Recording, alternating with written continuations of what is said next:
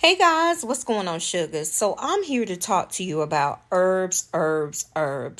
Now listen, if you have to start working with one herb at a time, then do that first. You're going to add these particular herbs to your witchy cabinet and learn about it. Then slowly add to your witch's cabinet as you learn more and more, add more and more, okay? I'm going to give you a couple of different herbs that you should have on hand at all given times in work. Number one is rosemary. If you heard it once, you'll hear it again and again. If you don't have rosemary on hand, you need to, child. It's one of those all-purpose herbs that can literally be used for any kind of workings, any type of magic, love work, prosperity work, healing work, rosemary. Now, I try to grow rosemary and making it to smudge bundles to cleanse my space. When you grow it yourself, I think it's more powerful, okay? I also use it in herbal baths. You can use it in kitchen witchery, and also it is great in natural hair care. Honey, get you some rosemary. The bonus part about this particular herb is super easy to grow. You cannot mess up growing rosemary. Another great one is chamomile. If you ever had a cup of chamomile tea to help you soothe a sore throat or help you while you have a cold or flu symptoms, or even to calm your nerves in the evenings when you're settling down, that in a spliff, baby. But chamomile is known for its medicinal qualities, but it's also amazing magically. Did you know that? Chamomile is great to have. Chamomile is also associated with the sun elements.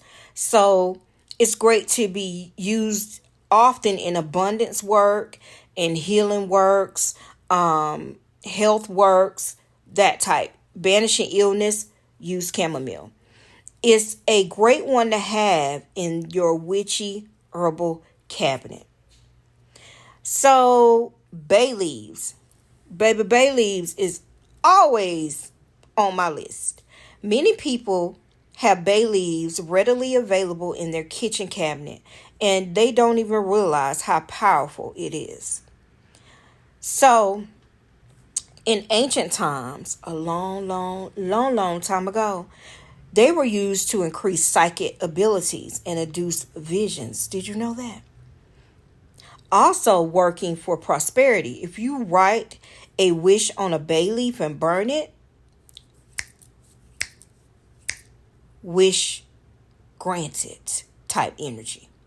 You can also add it to spell bags. You can add it to herbal bags. You could add it to offerings to Greek and Roman gods. Very great for that. I use it sometimes when I'm cooking meat. It is, don't use a lot because it is very, very noticeable in certain dishes and sauces, okay? Now, if you can grow your own bay tree, even better. Even better. Even better. The fresher the bay leaves, the stronger the effects. I also sell that in my store, okay? That's my plug. Let's talk about another one, which is going to be rue. Rue, also called ruta or the holy herb. It's one that I tried to grow in my garden, but I keep it in my witch's herbal cabinet if I have to source it out, okay? It is to remove exorcism. It's great for that.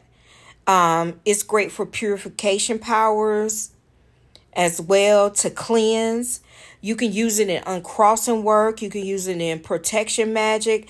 And it is also great to ward off evil spirits. Now, traditionally, it was used in four thieves vinegar to ward off illnesses, including the Black Plague. Now, you have to be with rue or ruta. You have to be very careful when handling it, as it can create the skin to be itchy, give you a rash with some people, especially if you're pregnant. They say don't use rue, okay? Lavender, lavender, lavender, lavender, lavender.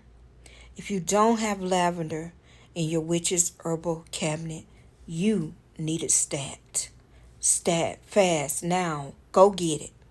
Not only does it smell amazing, it's useful in so many magical endeavors that you will go on your walk.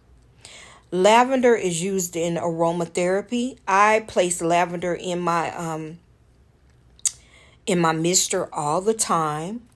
Lavender is great to calm your nerves. If you have insomnia, it is great for that. Its magical properties is it's all about love, beauty, glamour, dreaming, vitality, healing, and purifications. And a lot of deities love lavender as well. You can use it in candle magic. You can stuff it in dream pillows. You can bathe in it. And you can also use it in baking and cooking and just the essence of lavender. It also tastes very good in teas too. Another one that I would say would be highly recommended to have on hand is yarrow. Yarrow has been known for centuries to be effective in healing wounds. Healing wounds. It grows everywhere and is fairly easy to recognize in the wild. So you can harvest it yourself, dry it yourself. Yarrow is great. Yarrow is one of those herbs that's super powerful in inducing visions. It's powerful for communicating with the other world. It is great for dream work as well. And you can also use yarrow in love and protection spells. Okay. I most of the time use yarrow for protection when I dress client candles or if I'm doing a protection ritual. It's often too used to protect pregnant women and babies. Yarrow. It's really pretty when dried and added to bouquets. You can also let it steep along with nettle and elderflower and drink to ward off colds and things to do with congestion. Okay. Mint is another one that is widely available. You can find it in most grocery stores. Mint grows also nearly everywhere. And there are different kinds of mint though. Spearmint. I work with peppermint leaf all the time in my work. I have that available in my store. It's another all-purpose herb that I've used in money works. I've used it in love workings. I've used it in healing magic for years now. It's great to have on hand, any type of mint. And when you drink it as a tea, it eases stomach aches, and when added to baths and herbal baths and spiritual baths, it is rather invigorating. Mint, it gives you this tingle. You'll love it. You can also cook and bake with mint to add a magical kick to your meals as well. Let's see. Basil. Basil is great to have. I do try to grow. I'm not fond of the taste, but I do try to grow basil for my workings in the garden. Like in the summertime, I use pots, and then you harvest and you dry it, and I keep it in my witch's herbal cabinet or my herbal apothecary. You can roll a candle in basil and light it to draw in money. Y'all better write that down. You can add it to your wallet to draw in money. It's being called the witch's herb by some and is as versatile as rosemary is. So basil and rosemary are two of the most versatile herbs that you can have. Basil is also great in purification work, cleansing work, love, and protection rituals. All those different rituals really benefit when you use basil. Okay, you could cook with basil. You could add it to your potions. You could add it to your teas. You could add it to your baths. You could even add it to floor washes. Basil, great for money, prosperity, abundance. Um, Another big one, and this is probably not big, but it's big to have, roses. If you grow roses, you are a lucky mofo indeed. I don't have bushes. I have to buy the petals or I pluck them myself. But if you don't have a bush, get yourself a bag of rose buds or rose hips. Both can be used in love spells, including teas and herbal baths as well. And guess what else roses are good for? Guess what else is good for? If you get a hold of the thorns, they are particularly strong for protection from intruders and negative energies. The thorns of a rose. Yep, thorn work. One of my most absolute favorite must-have herbs for witches is the rose. I keep those on hand often. And I also draw my own. Another thing or herb to have is mugwort. Mugwort. When you think of a witch's garden, what do you think of? For me, if you know about the word, I automatically think mugwort. It sounds so Harry Potterish, right? This herb enhances prophetic dreams. Um, it enhances it sometimes to the point of exhaustion. So use it wisely. Use it wisely. Put it in a dream pillow or a sachet or drink as a tea. You can add some mint to it and honey as it is very bitter. Mugwort is very bitter. Okay. It also protects you from astral the boogeyman. So if you want to say that, and evildoers while you are in sleep land, while you are in dreamland. Um, I would say sage would be another one. Sage, I did a video on sage. It's so many different types of sage. Although white sage is incredibly powerful at purifying one's home, you can also get culinary sage. Okay? As it is easy to grow in your garden, and is just as strong as white sage. Now, white sage is being over harvested in recent years, so do your part and choose culinary sage because white sage has been used so many years that it is getting to the point where we are not going to have much of it in the near future. It's an all-purpose herb, sages that can be used in cooking. Yes, culinary sage can be used in cooking. Duh, culinary. And it can also be used in magic alike. With cleansing and abundance properties, you can't go wrong with a piece of sage. Red hibiscus, y'all. Red hibiscus is a great one too. Oh my goodness. Red hibiscus petals added to teas, turn it into a dark, seductive blood red. And you might be able to guess what its magical properties are. Yes, lust, seduction, love inducing powers that red hibiscus is known for. Okay? Seduction work, love work, that type of work. In fact, in the Middle Eastern cultures, they don't let women drink it for the fear of its lust-inducing properties that it brings. Not to mention, it tastes fruity and amazing. If you're having any issues with seduction, lust, love, Drink you some hibiscus. Elder, ELDR. I work with elderberries all the time. While technically it is a shrub or a tree, elder has been used in centuries in teas and syrups to combat and ward off colds and the flu. Okay, I know you guys heard of elderberry. Elderberries, it wards off the cold and the flu. It is a sacred tree to the fairies, and many forbid it being cut down in Ireland to this day. Now, elder flowers can be used in teas.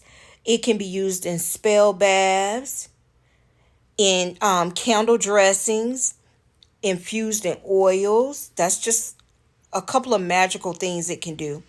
Its magical properties also include fairy magic, protection, goddess work or goddess connections, healing, and much, much more. Okay? How many more can I tell you about? Let's see. I would say nettle.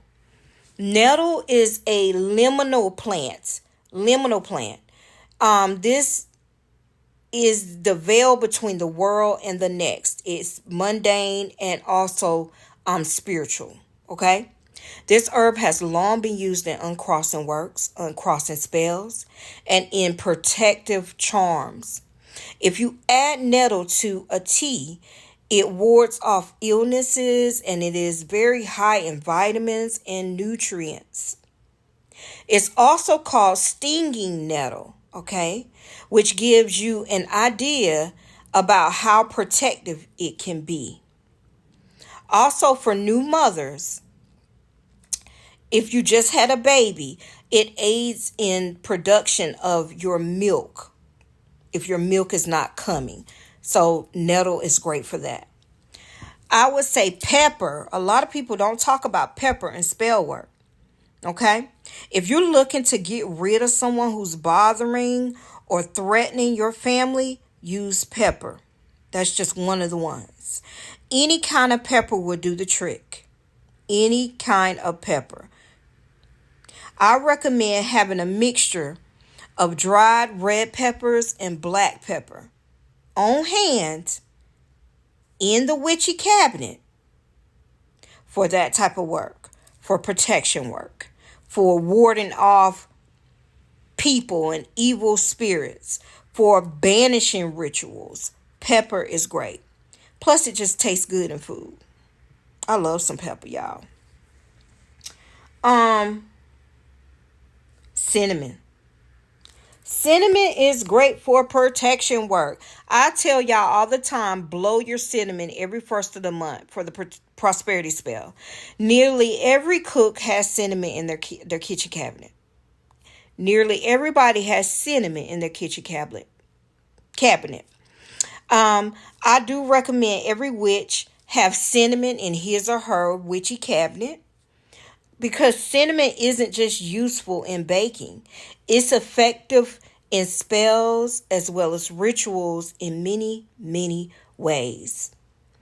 Now, if you mix cinnamon into a home protection powder, like the fiery wall of protection powder, add it to nearly any spell to amplify and strengthen the energy and effects of the cinnamon, okay, or of the intent.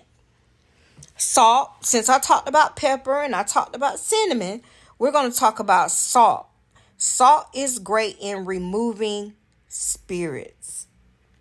If you have bad workings in your house, salt. While technically salt is not an herb, salt is a must-have for every witch's herbal cabinet. It has been used for centuries for purification, cleansing, and protection. All right? You can draw a circle of on the ground with salt before a ritual. You can sprinkle it over thresholds and window sills to protect. My ancestors used to throw salt over their shoulder. Add it to the bath or jars, spell jars, and bottles to absorb negative vibes and to ward off unwanted spirits. There are so many different types of salt. Also, carry it with you too, if you can. I mean, put it in a little vial and carry salt to banish off anything that's not for your greater good. Salt is great. Okay. Since I talked about rosemary, I'm going to talk about thyme. Thyme goes great with rosemary in chicken dishes, in soup, in meats. Not to mention, it is a great herb to have in your witchy herbal cabinet, y'all. If you grow thyme in your garden, you can grow it to attract fairies. Did y'all know that? If you do fairy work, but it is also linked to the moon too. It increases intuition. It is great for dream work. It is great in love work and also courage. If you need a little courage to go after something, use thyme. Some even call it the night's herb for its protective properties. Thyme.